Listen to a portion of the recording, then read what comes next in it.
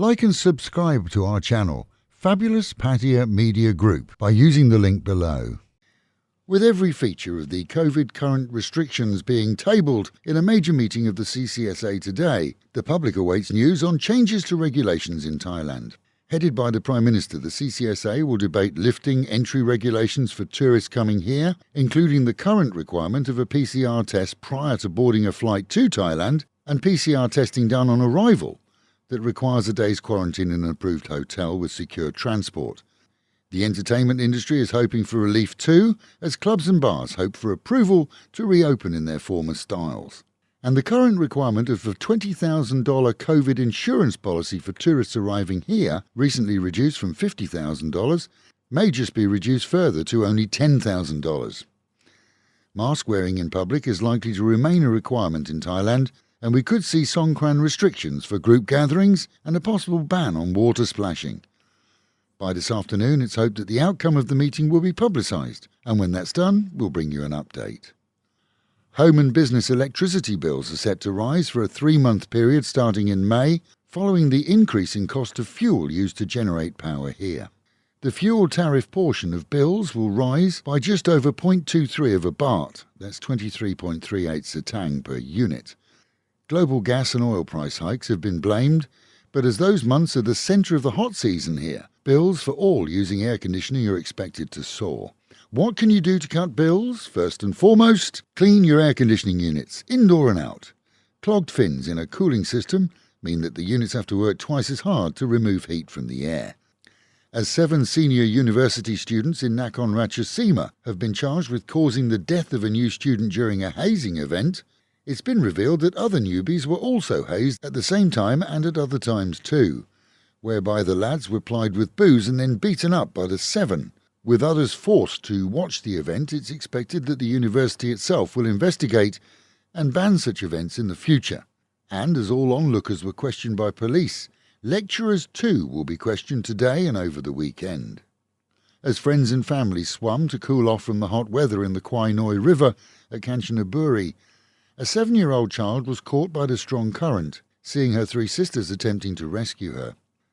A passing husband and wife did manage to rescue the 7-year-old unhurt, but sadly the 3 sisters are presumed drowned.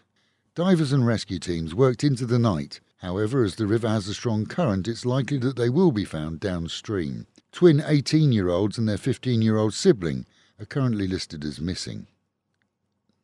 Meanwhile at home, and our own province in a 24-hour period this morning reports 1,256 new cases of COVID.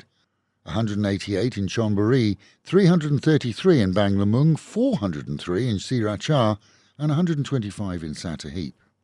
Nationally, the figures for the whole of Thailand have risen to 27,071, with 21,522 recovered and 80 deaths attributed to the virus in the same period.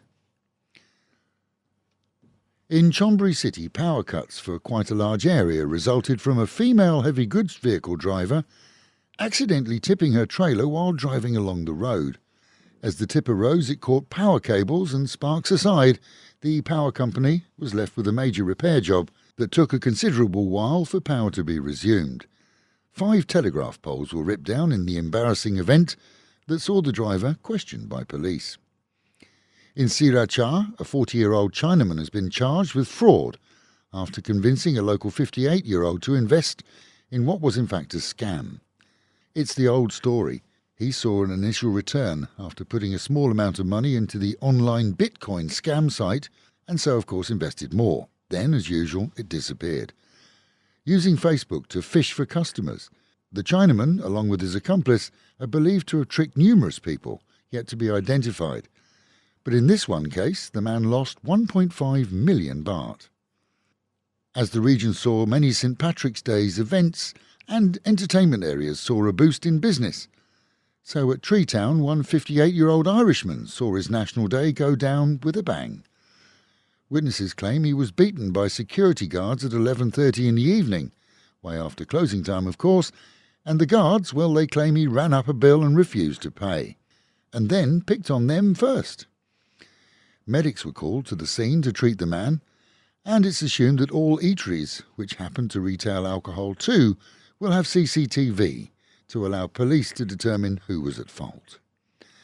And with the Met Office promising highs today of 32 degrees dropping down to 27, a hot day with a chance of isolated storms. Local and national news today from Fabulous 103 FM and Fabulous Pattaya Media Group. And to get a notification every time we release another bulletin or programme,